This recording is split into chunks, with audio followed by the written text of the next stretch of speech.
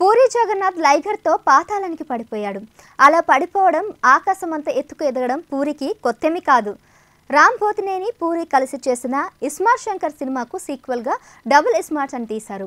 ఇస్మార్ట్ శంకర్ అయితే మాస్ ఆడియన్స్కు బాగానే ఎక్కేసింది. మరి ఈ డబుల్ ఇస్మార్ట్ కూడా అలానే హిట్ అవుతుందా? పూరి రామ్కి మళ్ళీ బ్లాక్ బస్టర్ వస్తుందా? నిర్మాతగా చార్మి దశ తిరగనుందా? ఆ డీటెయిల్స్ అంతా ఈ వీడియోలో చూద్దాం.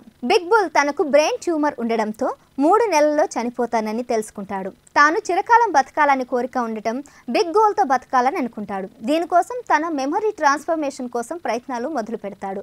ఇస్మార్ట్ శంకర్ అంటే రామ్ పోతినేనికి ఆల్రెడీ మెమరీ ట్రాన్స్ఫర్మేషన్ సక్సెస్ అయిందని, అతనిలో తన మెమరీస్ జొప్పించాలని ఇస్మార్ట్ శంకర్ రూపంలో తాను మళ్ళీ బతకాలని కోరుకుంటాడు. దీంతో ఇస్మార్ట్ శంకర్ కోసం తన గ్యాంగ్ను దింపుతాడు. ఇస్మార్ట్ శంకర్ సైతం బిగ్ బుల్ మనీని కొల్లగొడుతూ ఉంటాడు. ఈ క్రమంలో జన్నత్ అంటే కావ్య తాపర్ కూడా ఇస్మార్ట్ శంకర్తో చేతులు కలుపుతుంది. ఇస్మార్ట్ శంకర్ సైతం తన టార్గెట్ బిగ్ బుల్ అని చెప్తారు.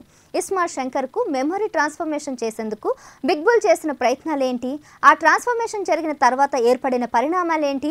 బిగ్ బుల్ను పట్టుకునేందుకు రామ్ ఏం చేశారు? ఈ కథలో జన్నత్ పాత్ర ఏంటి? పోచమ్మ అంటే ఝాన్సీ క్యారెక్టర్కు ఉన్న ఇంపార్టెన్స్ ఏంటి? చివరకు ఏం జరుగుతుంది అన్నది తెరపై చూడాల్సిందే.